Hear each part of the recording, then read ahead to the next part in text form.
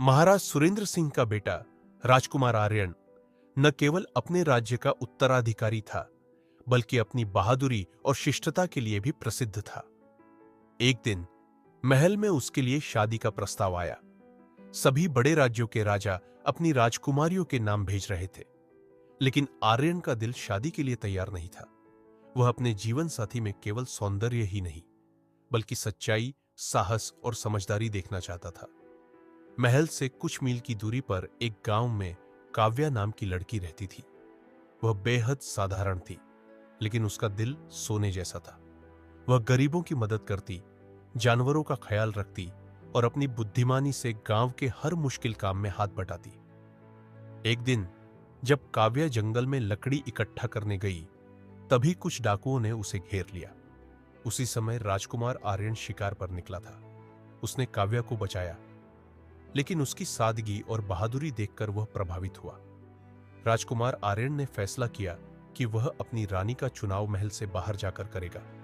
उसने साधारण कपड़े पहन लिए और अपनी असली पहचान छिपाकर गांव में रहने चला गया। गांव में उसने काव्या से दोस्ती की। वह उसके जीवन को करीब से देखने लगा।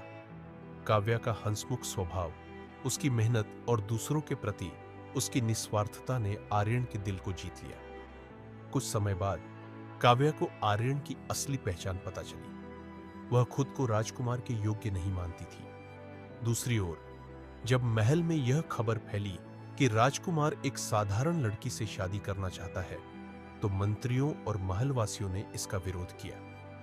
महाराज सुरेंद्र सिंह ने कहा, राजकुमार को एक योग्य रानी का चुनाव करना चाहिए जो राज्य का भार उठा सके। आर्यन ने अपने माता पिता से कहा, अगर रानी की जिम्मेदारी समझदारी, साहस और करुणा से निभाई जाती है तो काव्या से बेहतर कोई नहीं। लेकिन मैं आपकी बात मानूंगा अगर वह इन कसौटियों पर खरी नहीं उतरी। महल में काव्या के लिए 3 चुनौतियां रखी गई। 1, बुद्धिमानी की परीक्षा।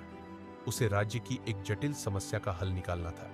उसने अपनी समझदारी से किसानों और व्यापारियों के बीच विवाद सुलझा दिया। 2, साहस की परीक्षा। उसे एक खतरनाक बाघ को पकड़ने का काम दिया गया। उसने अपनी सूझबूझ से बाघ को जाल में फंसा लिया।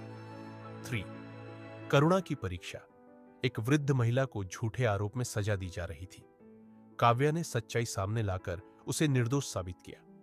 काव्या ने हर परीक्षा में खुद को साबित किया। महाराज और महल के सभी लोग उसकी काबिलियत से प्रभावित हुए। राजकुमार आर्यन और काव्या का विवाह धूमधाम से हुआ। काव्या ने रानी बनकर प्रजा का दिल जीत लिया।